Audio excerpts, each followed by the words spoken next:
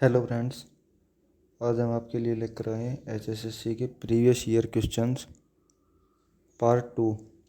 दूसरी वीडियो हमारी है प्रीवियस ईयर क्वेश्चन की। इसके बाद हमारी अगली वीडियो मैट्रिक्स के चैप्टर से आएगी। मैट्रिक्स आपको करवाएंगे अगली वीडियो में।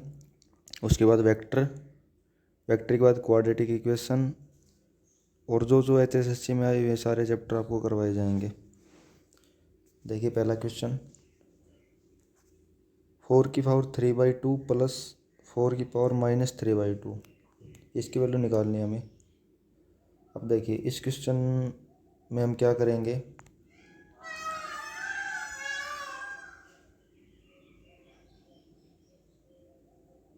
फोर की पावर 3/2 प्लस 4^3 है। अब देखिए 3/2 और -3/2 में बड़ा कौन सा है? 3/2 ये बड़ा होता है, ये माइनस का हमेशा छोटा होगा। जितना माइनस का जितना बड़ा नंबर होगा उतना ही छोटा होता चला जाएगा ये।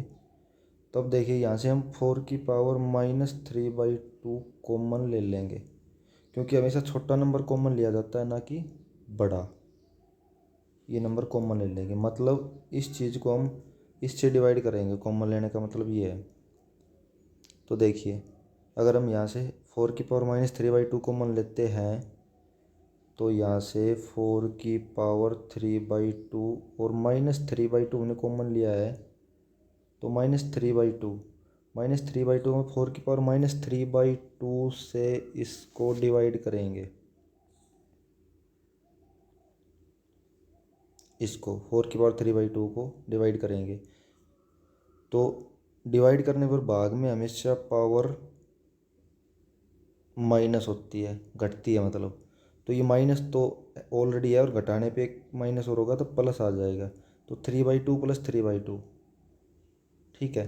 4^3/2 + 3/2 और प्लस 4^-3/2 यहाँ से कॉमन लिया था तो इसको डिवाइड करेंगे तो यहाँ पे ये 1 आ जाएगा। अब आगे देखिए 4^3/2 + 3/2, 3/2 + 3/2 इन दोनों का हम ऐड करेंगे तो इसकी वैल्यू 2 LCM तो 3 + 3 = 6/2, 6/2 = 3। तो ये बच गई 4^3। तो 4^3 होती है 64 और +1 हमारे पास ऑलरेडी था तो 65 इसका आंसर होगा। तो 65 इसमें है ही नहीं तो ये आंसर आ जाएगा इसका, नन ऑफ दीज। देखिए दोबारा देखिए,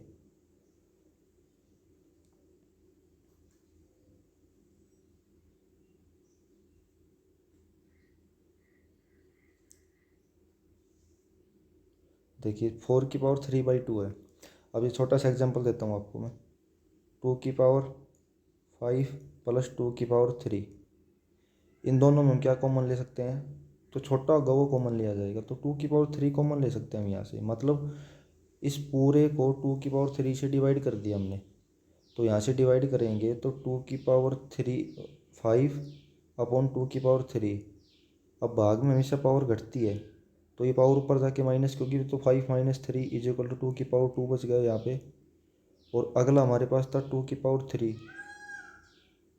को 2^3 से डिवाइड करेंगे तो ये तो एक ही आ जाएगा सारा कट के। तो इसी तरीके से हमने इसमें छोटा क्या है -3/2, ये 4^-3/2 हमने कॉमन लिया है सिर्फ।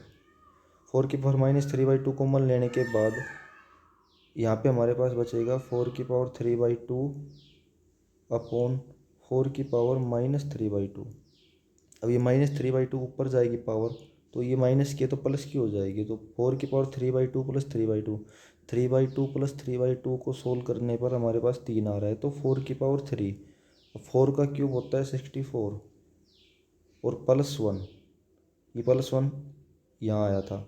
4^-3/2 अपन 4^-3/2 ये कट के 1 आया था तो इसका आंसर 65 होगा।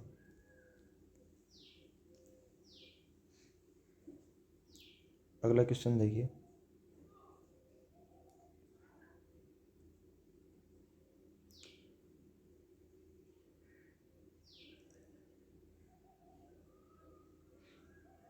ये 1000 की पावर 7 है। ये जो 7 है ना, 1000 की पावर 7 है और ये 10 की पावर 14 है। तो ये 1000 की पावर 7, ये बीच में डिवाइड बाई 10 की पावर 14। अब इसमें देखिए क्या करेंगे,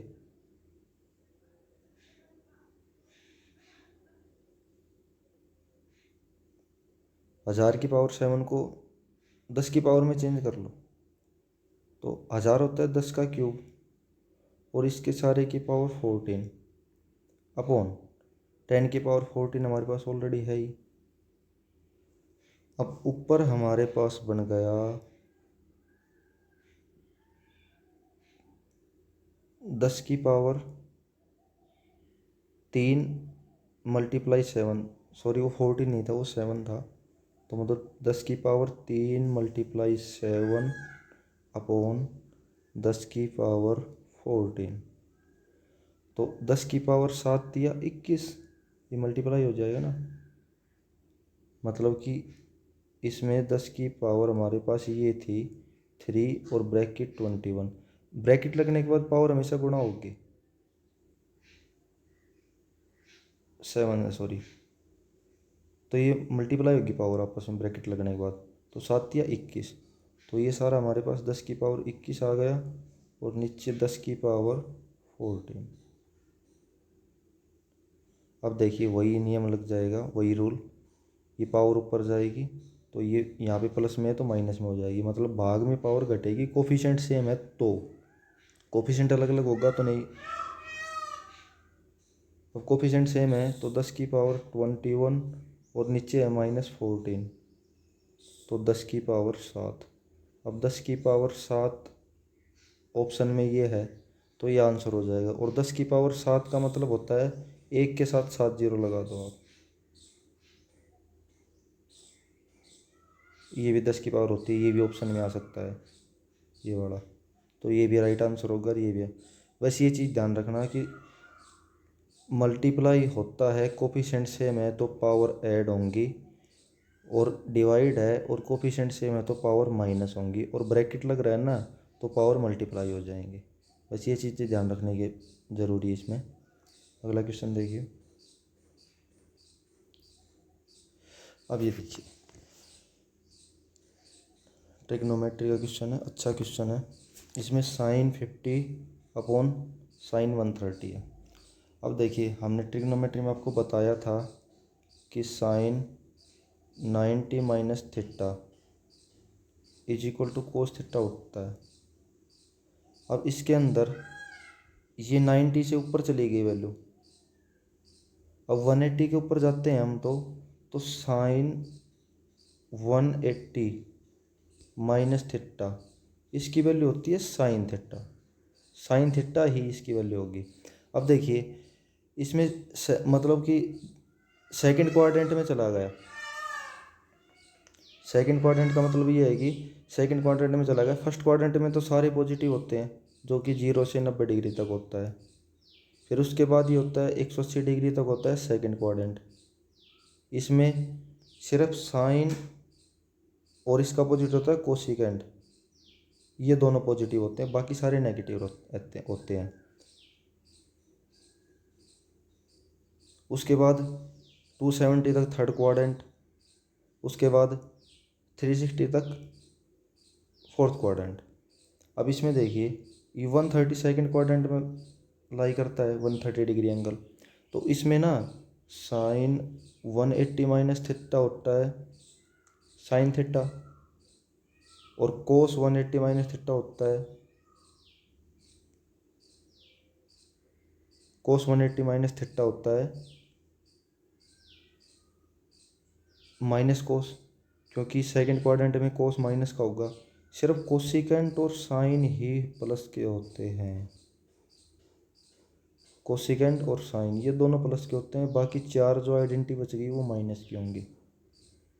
अब इसमें हमने 130 को चेंज कर लिया, 130 को चेंज करेंगे तो 130 डिग्री एंगल को चेंज करते हैं हम यहाँ पे। 130 डिग्री कब आएगा, 180 में से कितना घटाने पर 130 आता है, तो 180 में से 50 घटाएंगे तो 130 आएगा। अब यहाँ पे इसकी जगह मैं साइन 130 की जगह साइन 180 माइनस 50 लिख सकता हूँ, कोई दिक्कत नहीं है। तो ये उसके बाद हमारे पास ये आ गया साइन 50 अपॉन साइन 180 माइनस 50। अब फिर वही बनेगा साइन 180 माइनस थीटा, अभी बताया था आपको साइन 180 माइनस थीटा होता है साइन थीटा। तो थीटा यहाँ पे ये वाला एंगल लिया जाएगा हमेशा। तो साइन 50 अपॉन साइन 50 होगा ये साइन 50 अपॉन साइन 50, ये कट के एक आ जाएगा। तो 20 का राइट आंसर होगा। इसमें सिर्फ हमने इस एंगल को चेंज किया है, ये 190 से ऊपर चला गया सेकंड क्वाड्रेंट में। सेकंड क्वाड्रेंट में साइन और कोसिकेंट ये प्लस के होते हैं सिर्फ, बाकी सारे माइनस के होते हैं। तो हमने साइन 180 माइनस थीटा का फॉर्मूला लगा दिया जो कि होता है साइन थीटा। अगर यहाँ पे कोस होता तो ये साइन प्लस का है वो कोस माइनस का हो जाता है। कोस 180 माइनस थीटा होता है माइनस कोस थीटा। तो इसको सारे के करने के बाद हमारे पास 1 आंसर आया, तो इसका बी राइट आंसर होगा। अगला क्वेश्चन देखिए। ये सारे 35 की पावर है, ये 1 माइनस 1 अपॉन एक्स, ये भी 1 अपॉन वाई पावर है और 1 अपॉन जेड भी पावर है। ठीक है, अब देखिए ये सारी इक्वल दे रखी हैं। 35 की power 1 upon x is equal to 7 की power 1 upon y is equal to 5 की पावर 1 अपॉन जेड। इस तरीके से दे रखा है। ये सारे इक्वल दे रखे हैं, आपस में इक्वल है। तो मैं इन सारों को के के बराबर मान लेता हूँ, या कुछ भी मान लो, के के बराबर मान लो या ए के बराबर मान लो। के के बराबर मैंने मान लिया इसको। अब देखिए इसको अलग अलग ले सकता हूँ मैं। 35 की power 1 upon x is equal to k. अब देखिए दोनों साइड, अब देखिए पावर उधर जाएगी। 35 की पावर 1 अपॉन एक्स थी तो उधर जाके के की पावर एक्स हो गई। ये कैसे हुई मैं आपको बताता हूँ। अभी मैंने दोनों साइड, जैसे दोनों साइड स्क्वायर करते हैं क्यूब करते हैं, इसी तरीके से मैंने दोनों साइड पावर एक्स कर दी। तो हमारे पास 35 की पावर 1 अपॉन एक्स थी, तो इसको एक्स से मल्टीप्लाई करेंगे तो एक्स से एक्स कैंसिल होके सिर्फ 35 की पावर 1 बचेगी। और दूसरी साइड के की पावर 1 थी और 1 को एक्स से मल्टीप्लाई कर दिया तो के की पावर एक्स आ गई।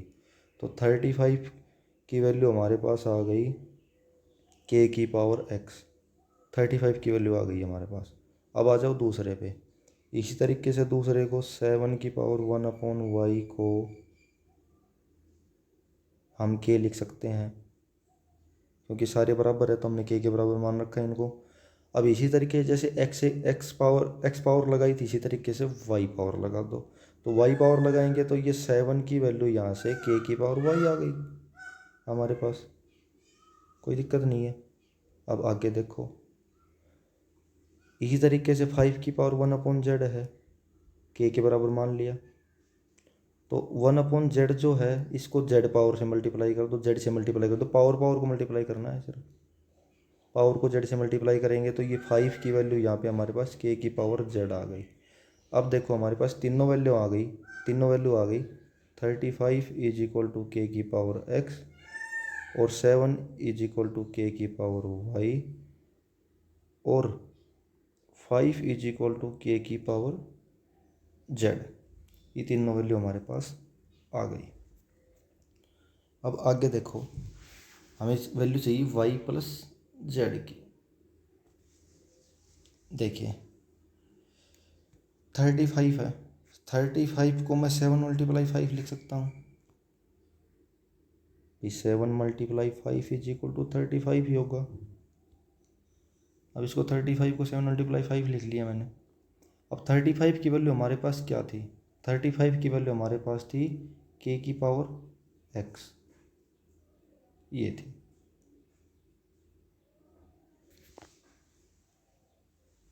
इसके बाद 7 मल्टीप्लाई 5, 7 की पावर और मल्टीप्लाई एक्स। सिर्फ मैं 7 मल्टीप्लाई एक्स है, 7 मल्टीप्लाई एक्स, सॉरी 5। 7 की पावर हमारे पास क्या आई थी, 7 की पावर हमारे पास 1/y और मल्टीप्लाई 5, 5 की पावर, सॉरी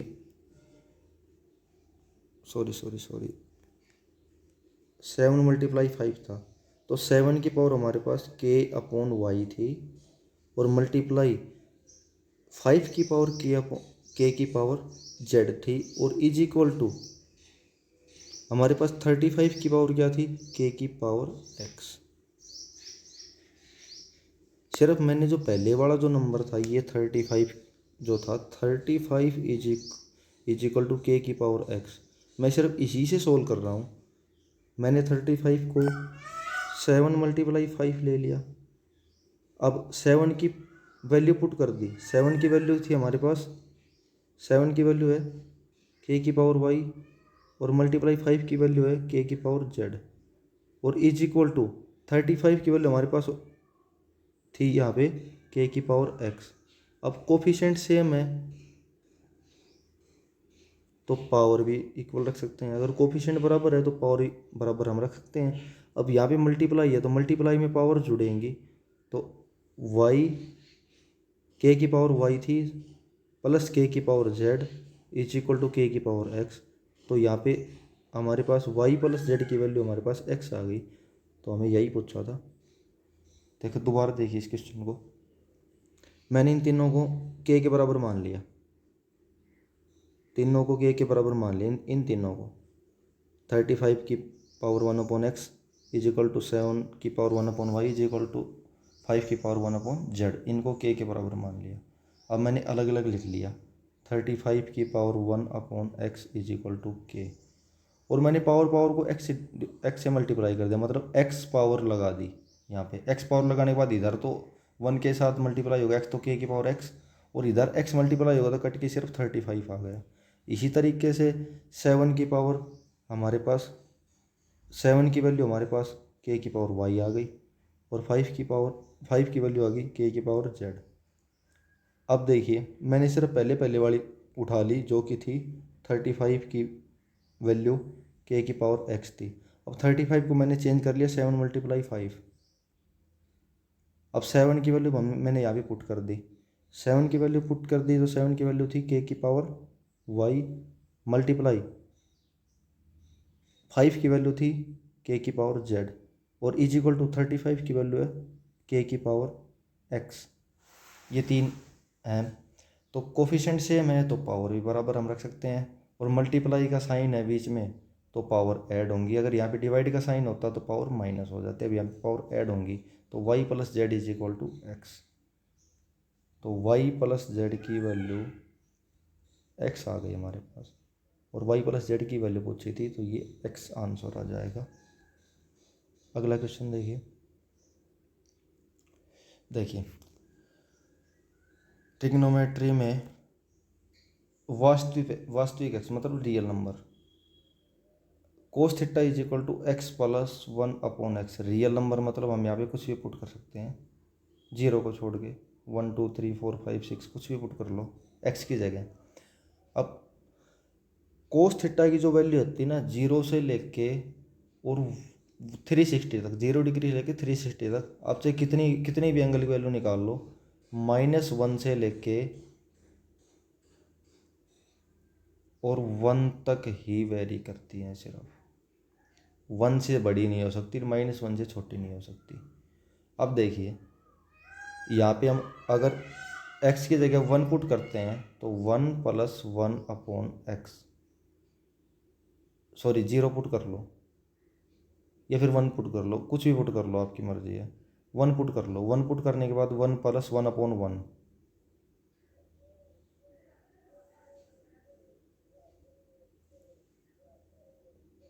तो यहाँ पे ये तो 1 ही आ गया, ये भी 1 हो गया, तो 1 प्लस 1 इज इक्वल टू 2।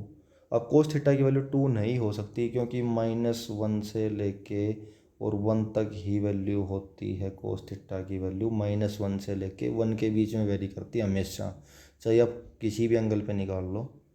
तो इसलिए एक वैल्यू रखने के ऊपर 2 आ रहा है, तो 2 आंसर नहीं आएगा हमारा। थीटा का मतलब हम नहीं निकाल सकते थीटा कितने डिग्री का होगा। एंगल पूछा, एंगल कितने डिग्री। अब यहाँ पे 3 रख के 2 रख के देखेंगे तो 2 + 1/2, तो ये हो जाएगा 2 दूनी 4 और 1 5/2। 5/2 भी 1 से बढ़ा जा रहा है, तो इसलिए आपके जितना बड़ा रखोगे उतना बढ़ता चला जाएगा। अब 0 रखने के बाद हम 0 रख के देखते हैं। 0 रखेंगे तो 0 + 1/0। अब ये तो 0 है ऑलरेडी, और 0 से डिवाइड किसी भी चीज़ को 0 से डिवाइड करते हैं तो इनफाइनाइट आता है, मतलब उसका हल ही नहीं निकलता, अनडिफाइंड होता है वो। तो 0 है तो अनडिफाइंड हो गया। 1 रखते हैं तो 2 आता है, 2 रखते हैं तो 5/2 आता है। तो इसलिए हमारे पास इस इक्वेशन में एंगल की वैल्यू नॉट पॉसिबल, संभव नहीं है। कुछ भी आप पुट करके देख लो, रियल नंबर थीटा की वैल्यू हम निकाल ही नहीं सकते किसी भी कंडीशन में इस इक्वेशन में, क्योंकि कोस थीटा की वैल्यू -1 से लेकर 1 के बीच में वेरी करेगी। ये कंडीशन हमारे इसमें लागू नहीं हो रही, तो इसलिए थीटा का मान संभव नहीं है। ये बात हमेशा याद रखना आप। अगला क्वेश्चन देखिए, √3 इनफाइनाइट है। ये यहाँ तक आ गए, बीच में मल्टीप्लाई आप ये मान लो। देखिए इस क्वेश्चन में क्या करेंगे,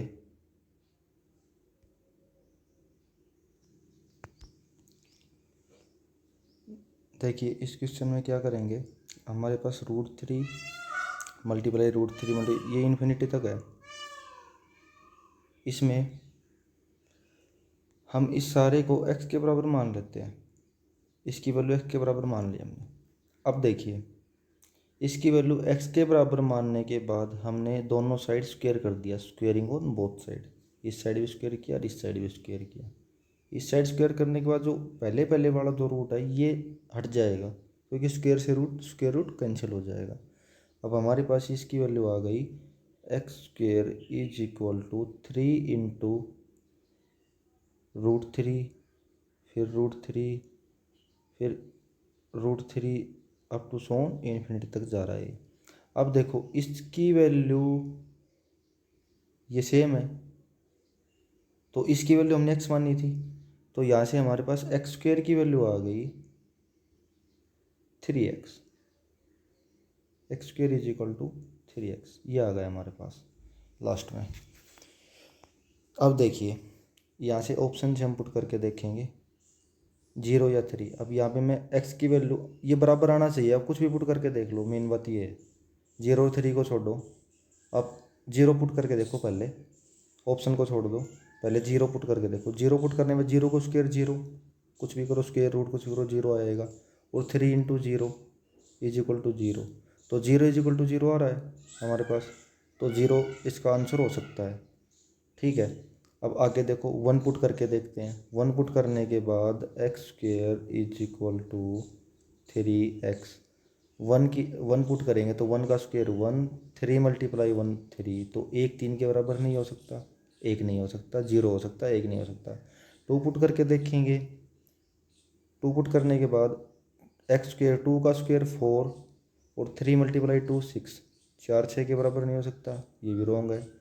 अब 3 पुट करके देखो। 3 पुट करने के बाद 3 का स्क्वायर x² = 3x।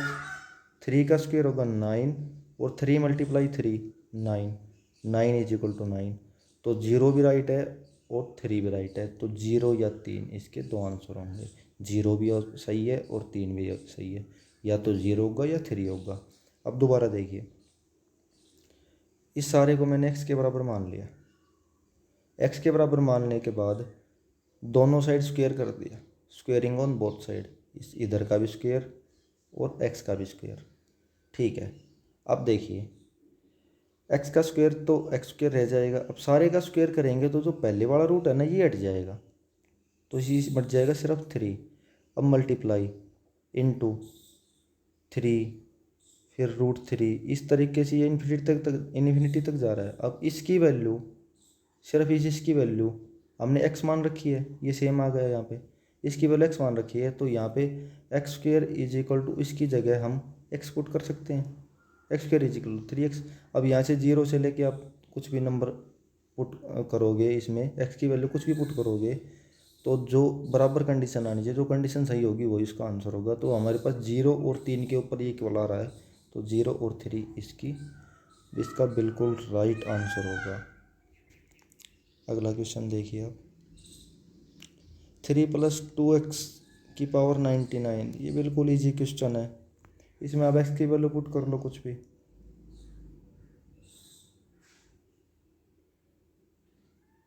विस्तार गुणन का योग क्या होगा, x की वैल्यू रियल नंबर पुट कर लो, नेचुरल नंबर, मतलब 1 से लेके कुछ भी पुट कर लो।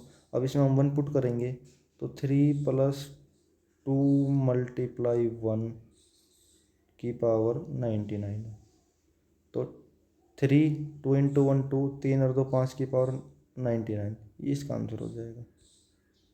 रियल नंबर कुछ भी पुट कर लो, 1 पुट करोगे तो यही वेरी कर रहा है हमारे ऑप्शन के हिसाब से। अगला क्वेश्चन देखिए, a की पावर 51 - x - a की पावर 51 के विस्तारण में सरलीकरण के बाद पदों की कुल संख्या क्या है। देखिए इसमें हम क्या करेंगे, एक फॉर्मूला होता है हमारे पास,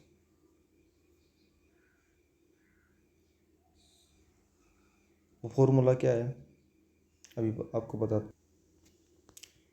देखिए इसमें ना डायरेक्ट अब x + a की पावर 51 - x - a की पावर 51, ये है वैसे बाइनोमियल थ्योरम का क्वेश्चन।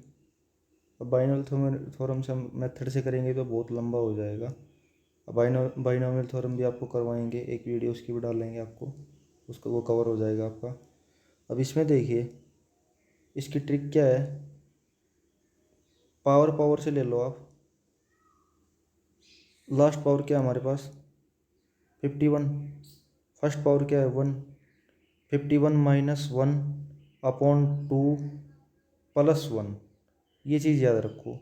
मतलब जितनी यहाँ पे पावर दे रखी है वो माइनस फर्स्ट पावर, मतलब 1/2 इज इक्वल टू +1, ये इसका आंसर आ जाएगा। अब देखो यहाँ पे लास्ट क्या है 51 - 1/2 + 1, 51 - 1 50/2 + 1 25 + 1 इज इक्वल टू 26 का इसका आंसर हो जाएगा। वैसे मेथड से हम आपको बाइनोमियल थ्योरम से, क्योंकि अभी तो बहुत लंबा पड़ जाएगा आपका, बाइनोमियल थ्योरम हम करवाएंगे, ये उसका क्वेश्चन है। तो आप ये याद रखो कि last power minus first power /2 + 1, ये याद रखो आप अभी। अगला क्वेश्चन देखिए, समबाहु त्रिभुज की परित्रिज्या सेंटीमीटर में क्या होगी। समबाहु त्रिभुज की जो परित्रिज्या होती है उसका जो फॉर्मूला होता है वो होता है साइड अपॉन √3, मतलब साइड S मान लो या A मान लो, A/√3। अब उसकी भुजा दे रखी है, क्योंकि समबाहु त्रिभुज की तो सारी भुजाएं बराबर होती हैं, all side are equal, equilateral triangle जिसको बोलते हैं इंग्लिश में। तो इसमें भुजा की वैल्यू हमारे पास 9 दे रखी है, तो 9/√3, मतलब कि फॉर्मूला भी याद रखो साइड अपॉन √3, परित्रिज्या का फॉर्मूला साइड अपॉन √3।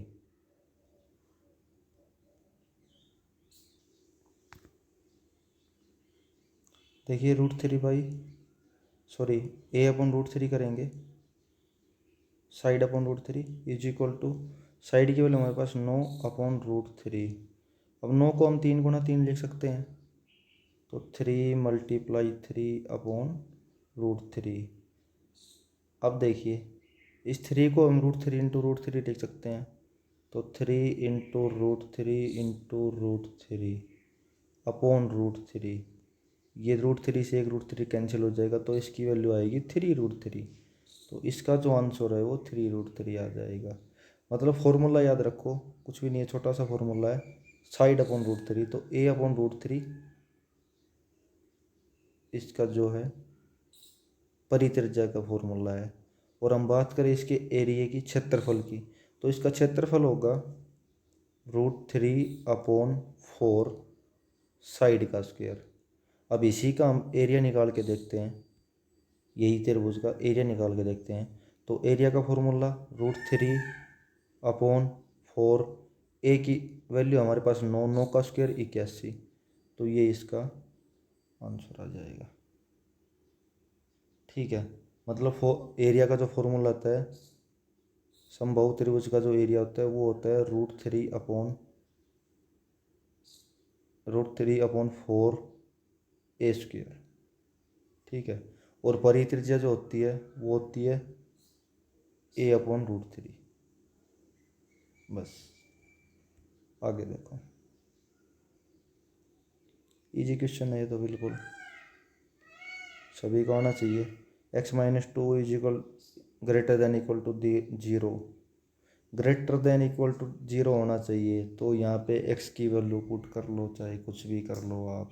x की वैल्यू यहाँ पे हम 0 पुट करेंगे तो 0-2 ग्रेटर देन इक्वल टू 0, तो -2 0 से बड़ा नहीं है, क्योंकि माइनस का जो नंबर होते हैं 0 से छोटे होते हैं। हम यहाँ पे 1 पुट करके देखते हैं, 1 पुट करेंगे तो 1 - 2 greater than is equal to 0, तो 1 - 2 -1 भी 0 से बड़ा नहीं है, बिल्कुल गलत है ये भी। अब यहाँ पे हम 2 पुट करके देख सकते हैं, 2 पुट करेंगे तो 2 - 2 ग्रेटर देन इक्वल टू 0, तो 2 - 2 0, ग्रेटर देन इक्वल टू का मतलब होता है या तो इससे बड़ा या इसके बराबर, तो 0 0 के बराबर हो सकता है, कोई दिक्कत नहीं है। अब देखिए ऊपर पुट करेंगे 3 पुट करेंगे, 3 में से 2 का तो 1 ग्रेटर देन इक्वल टू 0। अब यहाँ पे देखो आंसर क्या आएगा, x greater than equal to 2, ये आंसर राइट होगा, क्योंकि देखिए 2 पुट करने के बाद हमारे पास वैल्यू आ रही है 0 ग्रेटर देन इक्वल टू 0, तो 0 के बराबर हो सकता है और बड़ा भी हो सकता है, इसका मतलब ये है। तो यहाँ पे हम 2 से बड़ा भी पुट करेंगे तो भी 0 से बड़ा आएगा या 0 के बराबर आएगा, और 2 पुट करने के बाद भी 0 के बराबर या बड़ा आएगा, तो हमारे ये आंसर इज राइट आंसर होगा। बिल्कुल इजी क्वेश्चन था। ये देखिए cos1 cos2 cos3 up to Son cos 179, कुछ भी नहीं इस क्वेश्चन में, बिल्कुल इजी क्वेश्चन है। 1 2 3 सारों को छोड़ते चले जाओ, आपको cos 90 की वैल्यू पुट कर दो इसमें, मल्टीप्लाई में सारे cos 90 के लेते 0, अब सारों को 0 से गुणा करेंगे तो 0 ही आंसर आएगा। एक स्टेप का क्वेश्चन है, कुछ भी नहीं है इसमें। इसी तरीके से साइन वाला होता है, साइन वाले का भी 0 ही आंसर आएगा, कोई दिक्कत नहीं है, क्योंकि साइन वाले का 0 आंसर नहीं आएगा, कोस वाले का 0 आएगा, कोस वाले का 0 आंसर आएगा। देखिए cos 1 cos 2 cos 3 ये सारे मल्टीप्लाई में 179 तक। अब बीच में cos 1 की वैल्यू हमें नहीं पता, छोड़ दो, cos 2 की नहीं पता, cos 3 की नहीं पता, हमें cos 30 की पता है, पुट करना चाहो तो कर लो, नहीं छोड़ दो, कोई दिक्कत नहीं। cos 45 की पता है, पुट करना चाहो तो कर लो, नहीं छोड़ दो। फिर उसके बाद 60 की पता है, उसके बाद 90 की पता है। अब 90 cos 90 की वैल्यू होती है 0, यहाँ पे cos 90 तो बीच में आएगा ही आएगा, इसकी वैल्यू होती है 0। अब यहाँ पे 0 से मल्टीप्लाई करेंगे तो सारा सब कुछ ये सारा 0 हो जाएगा, तो इसकी वैल्यू 0 आएगी। एक स्टेप का क्वेश्चन था, कुछ भी नहीं इसमें।